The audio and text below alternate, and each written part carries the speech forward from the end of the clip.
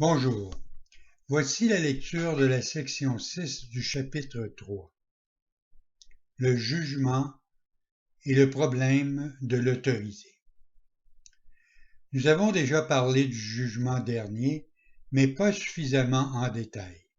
Après le jugement dernier, il n'y en aura plus. Le jugement est symbolique parce qu'au-delà de la perception, il n'y a pas de jugement. Quand la Bible dit « Ne jugez point afin que vous ne soyez point jugés », cela signifie que si tu juges la réalité d'autrui, tu ne pourras pas éviter de juger la tienne. C'est le choix de juger plutôt que de connaître qui est la cause qui te fait perdre la paix. Le jugement est le processus sur lequel repose la perception, mais non la connaissance. J'ai parlé de cela plus tôt quand j'ai mentionné, concernant le caractère sélectif de la perception, que l'évaluation en était l'évident préalable. Le jugement comporte toujours un rejet. Il ne souligne jamais uniquement les aspects positifs de ce qui est jugé, que ce soit en toi ou en autrui. Ce qui a été perçu et rejeté ou jugé et trouvé insuffisant reste dans ton esprit parce que tu l'as perçu. L'une des illusions dont tu souffres est de croire que ce que tu as jugé et rejeté n'a aucun effet. Cela ne peut pas être vrai à moins de croire aussi que ce que tu as jugé et rejeté n'existe pas. De toute évidence, ce n'est pas ce que tu crois, sinon tu ne l'aurais pas jugé et rejeté. Peu importe en définitive que ton jugement soit juste ou faux, dans les deux cas, tu places ta croyance dans l'irréel. Cela est inévitable, quel que soit le type de jugement, parce que le jugement implique la croyance que tu peux faire une sélection parmi la réalité. Tu n'as aucune idée de l'immense délivrance et de la paix profonde qui viennent d'une rencontre totalement dépourvue de jugement avec toi-même et avec tes frères. Quand tu reconnais ce que tu es et ce que sont tes frères, tu te rends compte que de les juger de quelque façon que ce soit n'a aucune signification. En fait, ce qu'ils signifient est perdu pour toi précisément parce que tu les juges. Toute incertitude vient du fait que tu te crois contraint de juger. Tu n'as pas besoin du jugement pour organiser ta vie et tu n'en as certainement pas besoin pour t'organiser toi-même. En présence de la connaissance, tout jugement est automatiquement suspendu et c'est ce processus qui permet à la reconnaissance de remplacer la perception. Tu as très peur de tout ce que tu as perçu, mais as refusé d'accepter. Tu crois que, parce que tu as refusé de l'accepter, tu en as perdu le contrôle. C'est pourquoi tu le vois dans tes cauchemars ou sous d'agréables déguisements dans ce qui semble être tes rêves plus heureux. Rien de ce que tu as refusé d'accepter ne peut être amené à la conscience. Ce n'est pas dangereux en soi, mais tu en as fait quelque chose qui te paraît dangereux. Quand tu es fatigué, c'est parce que tu t'es jugé capable d'être fatigué. Quand tu ris de quelqu'un, c'est parce que tu l'as jugé indigne. Quand tu ris de toi-même, il faut que tu ris aussi des autres, ne serait-ce que parce que tu ne peux pas supporter l'idée d'être plus indigne qu'ils le sont. Tout cela te fatigue parce que c'est essentiellement décourageant. Tu n'es pas réellement capable d'être fatigué, mais tu es parfaitement capable de te lasser. L'effort qu'exige le jugement incessant est pratiquement intolérable. Il est curieux qu'une aptitude aussi débilitante soit tellement chérie.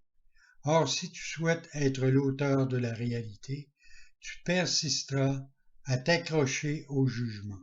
Tu considéreras aussi le jugement avec frayeur, croyant qu'un jour il sera utilisé contre toi.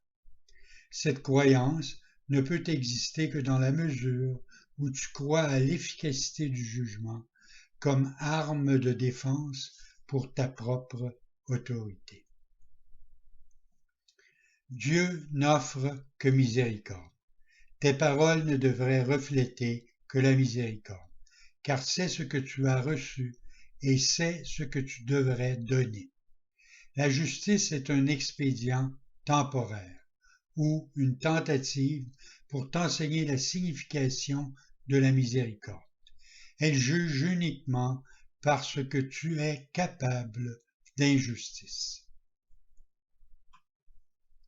J'ai parlé de symptômes différents et à ce niveau les variations sont presque infinies.